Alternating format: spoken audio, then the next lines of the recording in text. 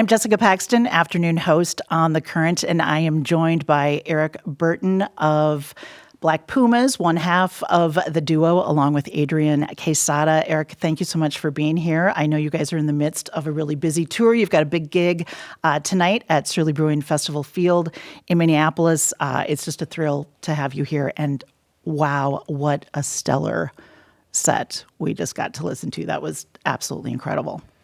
Yeah, thanks for having me. It's always nice to be back, and on top of that, it's always nice to revisit just solo performance as well. It's kind of how I started. So, well, and let's talk about that. So, you come from a busking tradition, even going back. Before that, you come from a musical family, lots of, as I understand, musical theater, musical performance, but got your start as a performing artist busking, which to me is really interesting, that whole busking tradition. Maybe talk a little bit about that and what that brings to your music and your storytelling and your music. Most definitely. I grew up in a family and a household that was definitely inclined towards music and theater, and I think that I was just presented with a lot of that information as a kid, that it was really easy for me to kind of absorb that, doing plays in school and in church, singing in choir, and also learning the art of songwriting by way of listening and learning from my Uncle Steve. He had a great influence on my upbringing, and we're all kind of artists. Everyone either wrote or danced and or sang. And so that's kind of how I grew up in the heart of Los Angeles till I was about 13 years old. So by the time I started playing guitar around 18 years old, 17, 18, I think it was like a couple weeks before my birthday, my little brother bought me a guitar, which was really cool from like Hastings. And I got my start busking when I left college to help out with Mom in California from New Mexico at New Mexico State University.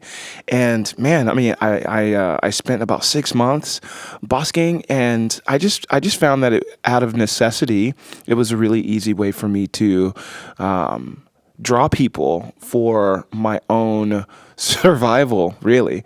And so in doing so, I learned quite a bit, just mainly the art of staying true to what moves me, that other people may be moved by what comes from my heart first. And so hopefully that's kind of carrying over into what we now know as Black Pumas. Absolutely. And I think there's something about busking too, that, and coming from that theatrical background, all the world becomes your stage, whether it's a sidewalk, an alley, a corner. You make the world your stage to share your craft with everyone, which is just a beautiful tradition. I heard a story that when Black Pumas were formed, there was a mutual friend who knew Adrian, was like, these two got to meet each other, but that you first sang for Adrian over the phone so he could get a sense of who you were and what you said. It's so bizarre. Very serendipitous. Yeah. Very serendipitous, very bizarre story. Upon busking, I was immediately interjected into the Austin music scene.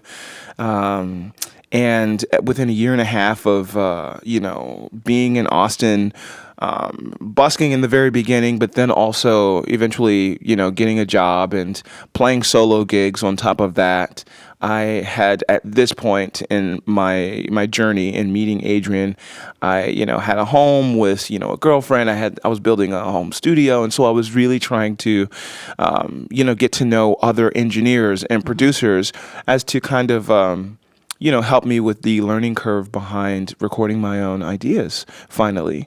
And Adrian kind of came to me right on time through our friend Brian Ray, who's also a producer in Austin, Texas.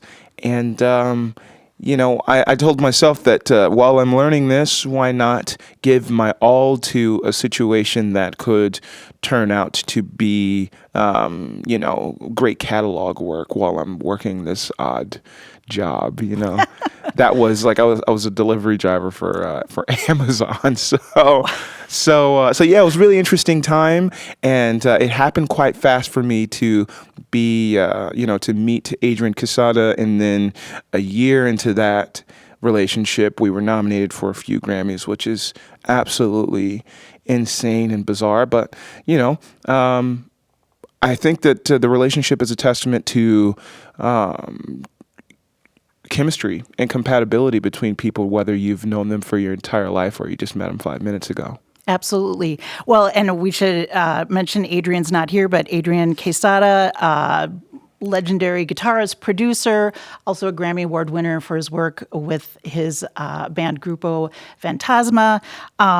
So, yeah, I feel like the pairing of you two, like the universe brought you together and it was, perfect. I've heard people say, oh, you talked about the breakout self-titled album, debut album, and people calling you an overnight sensation. And it's like, that is one long night, because I know you guys both put a lot of work into your careers and had done a lot of work previously, but there was something really magical about coming together and forming Black Pumas. I want to talk about Colors. So, a breakout single on your debut album. I know you just performed it as part of your acoustic set here at The Current. And we want to talk about the new album, too, of course. But I think there's something just so powerful about that song, and not to get all political, but a song that resonated so deeply upon its release in 2019. Fast forward to 2024. Man, that song, I just, when you performed it, I feel it so deeply and it resonates so powerfully. And maybe talk about that song, where that came from. I understand you had written it long before you were a part of Black Pumas, and in fact performed that as you were busking. So maybe talk about that song, because it's just incredible and so important, I think.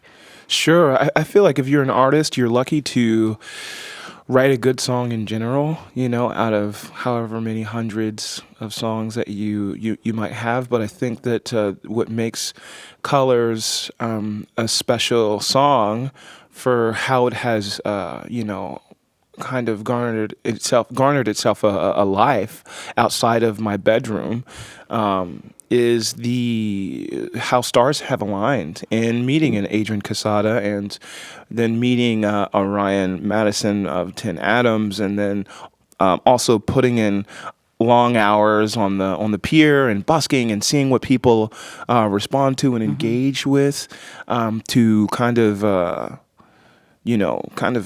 circumvent a very quality presentation of what Colors is, just me playing acoustic and singing.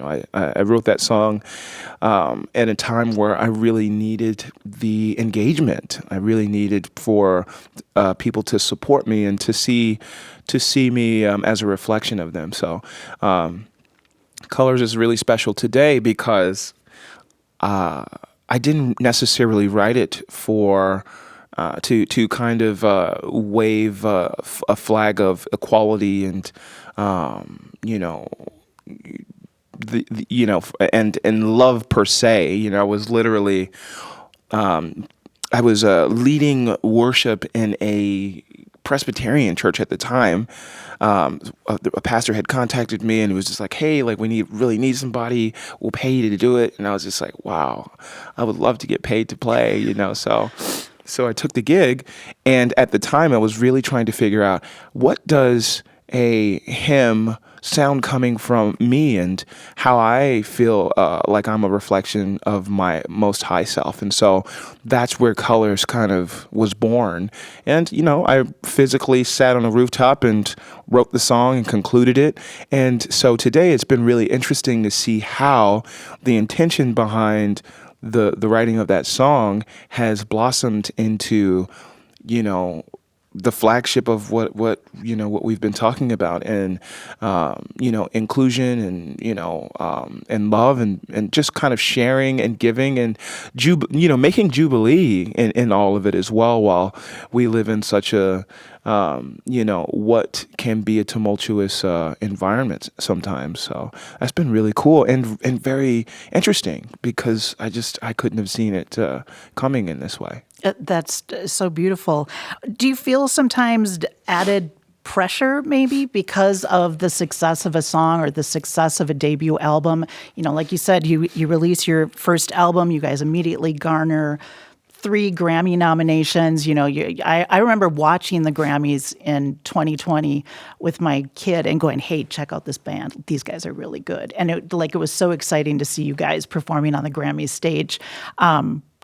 Is there pressure that you feel like, wow, this thing happened and now here we are and now we're doing this, but oh man, how do we duplicate this? How do we keep it going?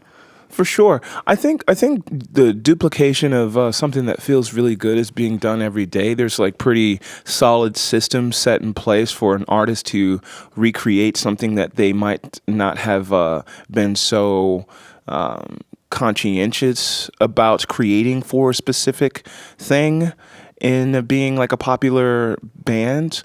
So for me, I think the answer to that is yes. And the answer to that is yes for me because of how fast we have succeeded at, presenting ourselves.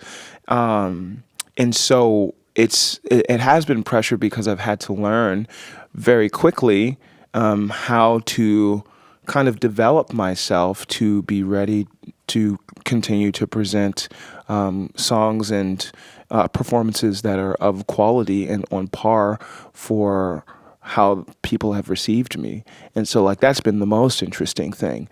Outside of that part, I grew up doing this. And so, I feel at home, I feel like playing and presenting yourself before anyone even busking, there's a certain level of, I think, nerves. I'm always, I still get nerves and whatnot, but I'm never too much of an, in an under pressure kind of state about creating and performing. It's what I absolutely love to do, and in some ways have been cultivated to do so. But yeah, I think that the attention can be a little distracting.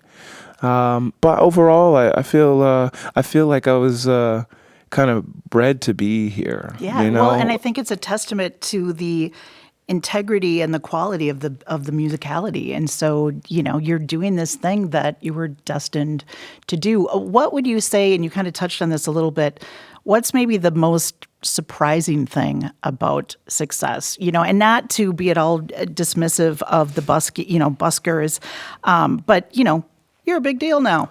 And so maybe what has been sort of surprising about success or surprising about being a band name that is known coast to coast and around the globe? I think the most surprising thing to me about what it is to be successful is that I'm still tasked to be the visionary and artist about how we present ourselves, not just as it pertains to writing songs and recording them into in a vocal booth.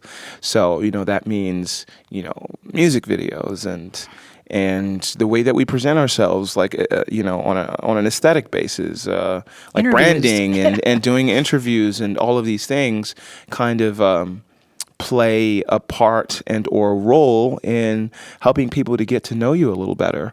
And so that part of it has been really interesting because for the most part, while we have a great team, we're heavily relied on for what it is, how it is that we would like to be presented. And so to that degree, I'm still learning how to kind of develop myself, so artist development I've had to do that a lot. So so 3 Grammy nominations for the first album. Then 2023 you guys have just released Chronicles of a Diamond, your second album. Now you're 8-time Grammy nominated as Black Pumas.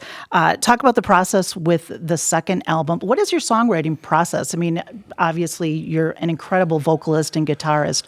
How do you and Adrian approach new songs and the new album? I think our relationship is very much.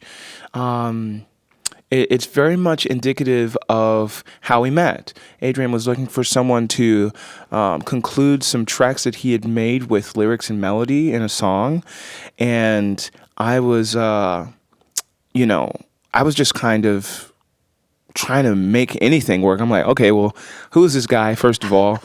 And once I read into a little bit of my partner's history, I felt it an obvious good choice to try to see what our compatibility would look like in a studio and a performative situation. And so our relationship looks like Adrian, like it was in the very beginning, him sending me tracks and me putting lyrics and melodies and a song on top of those tracks, and then or also me sharing full songs with Adrian like we did in the beginning. Like, okay, cool, like I finished a lot of your tracks, and but he was interested in hearing more of my music, and so I shared those songs like in like Colors, October 33, and Touch the Sky, and a couple of others that just kind of married each other very well. So that's what it was, and the situation has evolved to